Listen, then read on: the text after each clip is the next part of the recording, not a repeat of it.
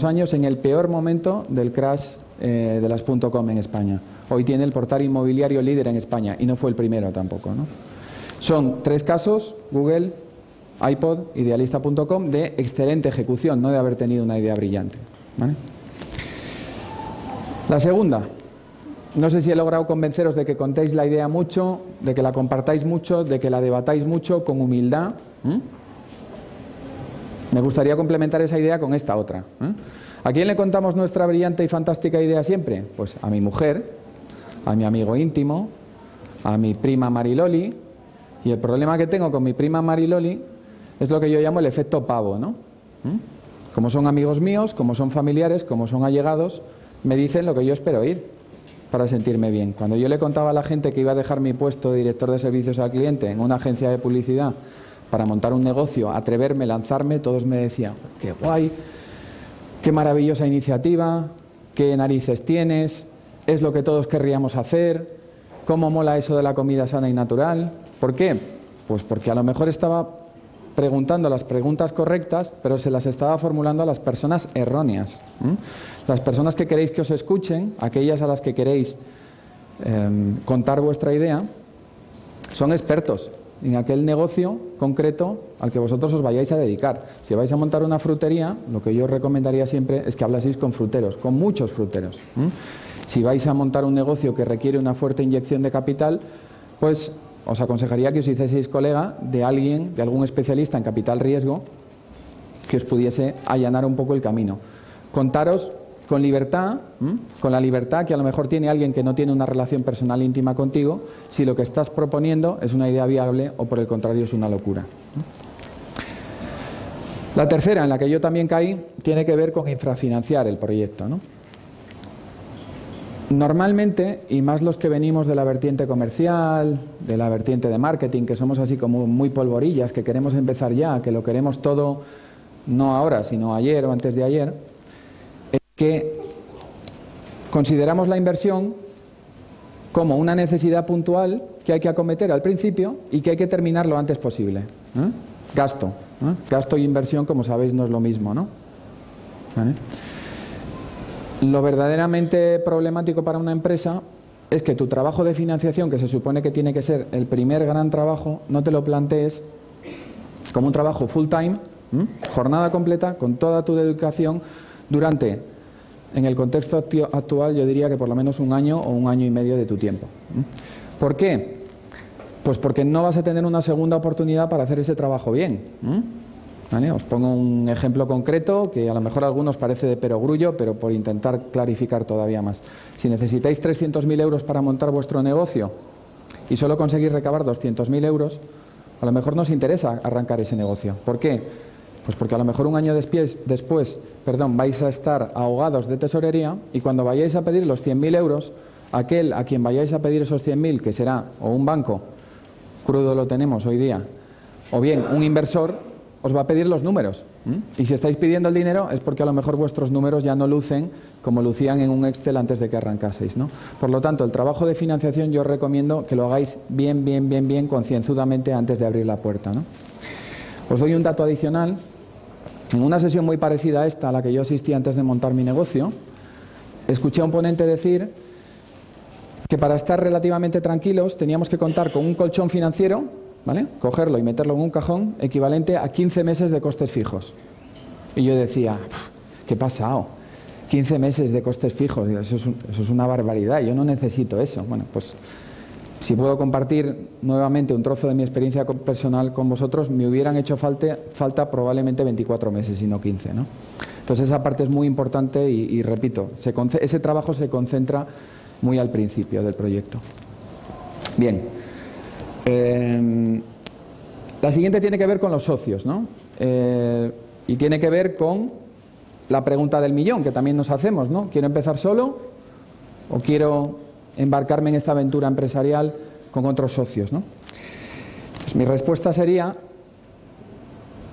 hazlo solo si no tienes los socios idóneos y solo te embarques con otras personas si tienes la seguridad de que son idóneos.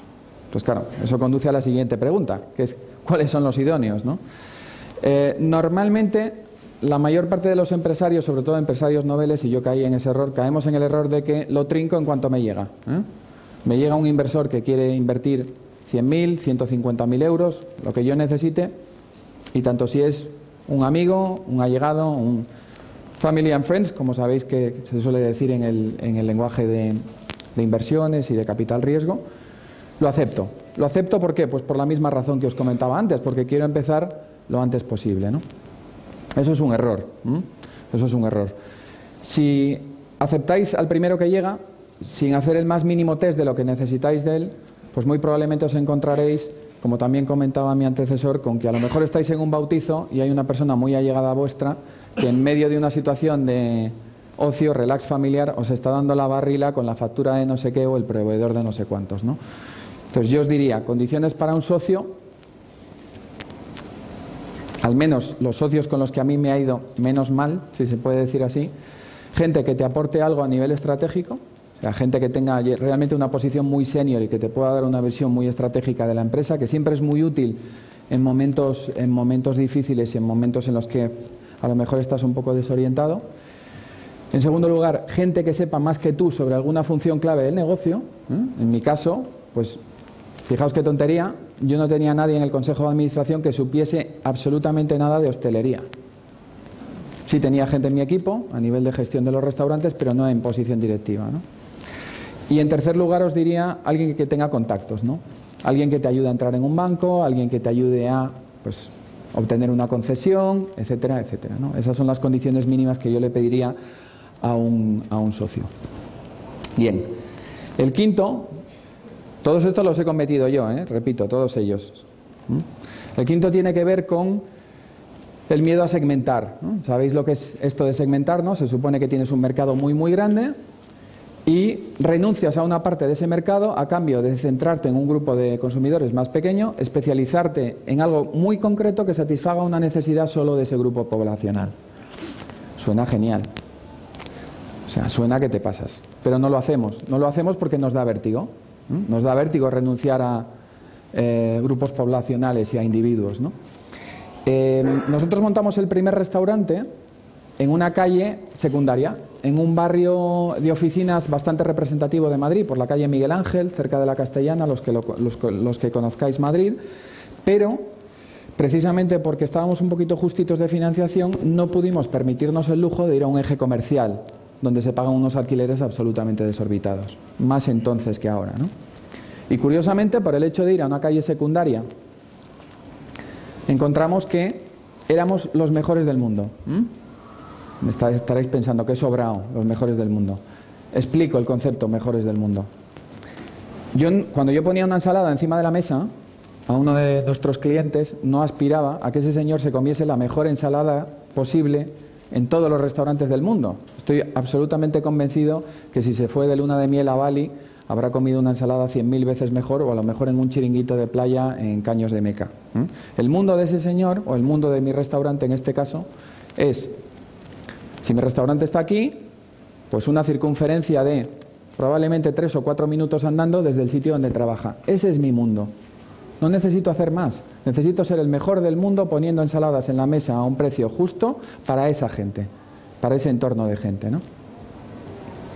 Y casi sin saberlo, ese restaurante se convirtió en un éxito por eso, porque éramos la solución idónea para las necesidades de aquel público en aquel punto.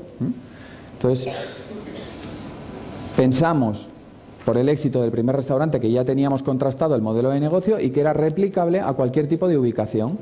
Pensábamos que si lo montábamos en una mejor ubicación, facturaríamos mucho más. Bueno, pues fue totalmente lo contrario. El segundo lo montamos en un parque empresarial, donde claramente nos equivocamos de público objetivo, y el tercero lo montamos a 100 metros de la Puerta del Sol. Todos conocéis la zona, entiendo, sabéis cómo está eso de restaurantes de todo tipo. No había nada realmente 100% igual a lo nuestro, pero sí había todo tipo de variedad de restaurantes para comer sano y por poco dinero. Y por eso nuestra oferta se diluía, no llamaba la atención igual que en la primera ubicación. Por eso es tan importante lo que os cuento aquí. No por ir al mercado más grande captaremos más clientes. Vayamos a un mercado donde podamos destacar, donde podamos convertirnos en los mejores del mundo, de nuestro mundo.